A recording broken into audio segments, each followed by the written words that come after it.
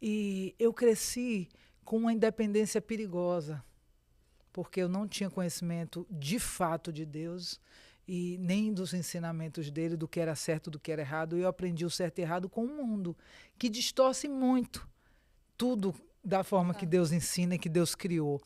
Então eu cresci com a minha identidade de mulher distorcida, né? Passei a ser feminista, empoderada, independente. E eu dizia, eu só faço o que eu quero. Curtindo a vida doidado. Eu nunca quero casar, cara. Deus me livre. E por aí ia. E quando eu tinha 36 anos, o Senhor, pela misericórdia dele, me encontrou naquele quarto e transformou minha vida e minha mente. E aí eu entendi que realmente o coração é enganoso e que, de fato, eu guiava minha vida por caminhos que jamais eu viveria o plano perfeito do Senhor, que eu já sabia mais ou menos, porque desde criança eu tenho visões. Então Deus me revelava coisas que era o meu propósito de vida. E muitas vezes eu sentava na beira da cama e começava a rir. Eu pensava, quem é esse homem que fala comigo?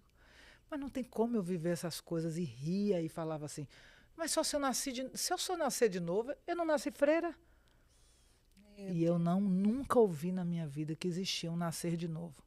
E sempre quando eu vou evangelizar hoje, falar de Jesus para as pessoas, né, que não é sobre religião, porque religião não transforma ninguém. Ainda mais você que vem de um estado super religioso, né, com várias religiões. Religião, de fato, não transforma o nosso espírito, a nossa vida radicalmente, como só o Senhor pode fazer. Por isso que eu sempre falo, né? Tem uma passagem na Bíblia que eu amo, que é Jesus e Nicodemos. Nicodemos, um grande religioso, e Jesus tentando explicar a ele o que veio fazer na terra. E Nicodemos muito curioso, preocupado que ele queria tomar o governo, e Jesus falou, não, eu não estou falando desse tipo de governo. Jesus falava de coisas espirituais e Nicodemos não conseguia entender, por mais que fosse um mestre da palavra, que a Bíblia do Antigo Testamento chamava Torá, e ele era um mestre, mas ele não compreendia Jesus.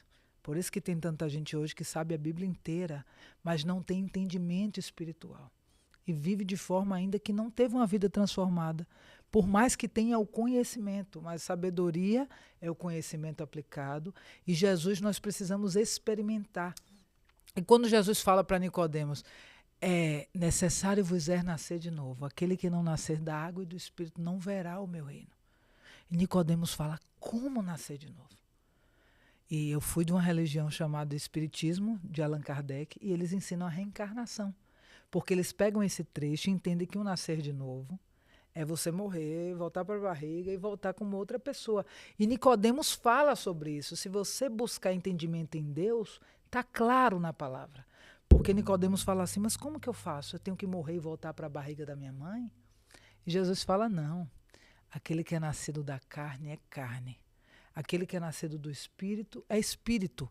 Necessário vos nascer de novo. Então, o que é que Deus fez comigo naquele dia daquele quarto de hotel?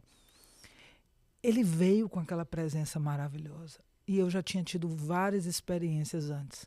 Eu tinha tido uma vez que foi com o Espírito Santo de Deus. Depois, anos depois, eu vi Jesus. E o terceiro encontro, que foi 4 anos depois de eu ver Jesus, que foi com Deus, que eu ouvi a voz de Jeová. Naquele dia ele fez uma metanoia na minha mente, que significa mudança de mente.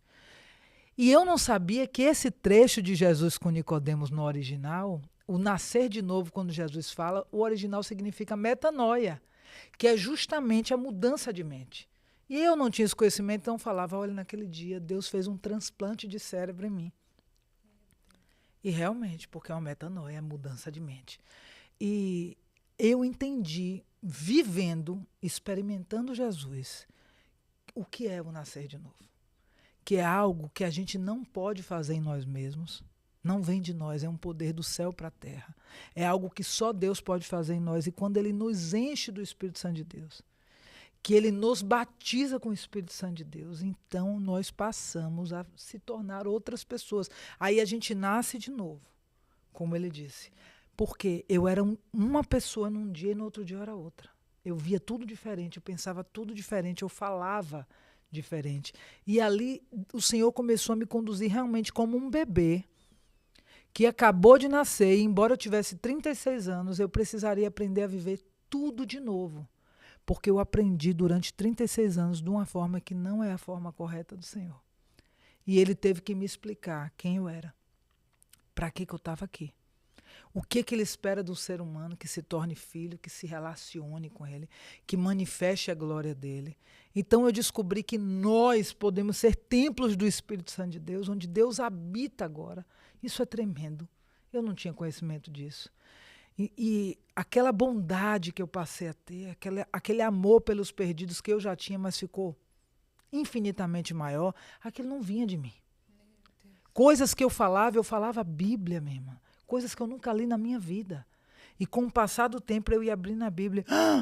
Meu Deus, mas isso tem na Bíblia. No dia do meu encontro com Deus, eu gritava, ele tirou o véu, ele rasgou o véu. E eu me perguntei que véu. Minha amiga falou, isso é bíblico. Falei, bíblico?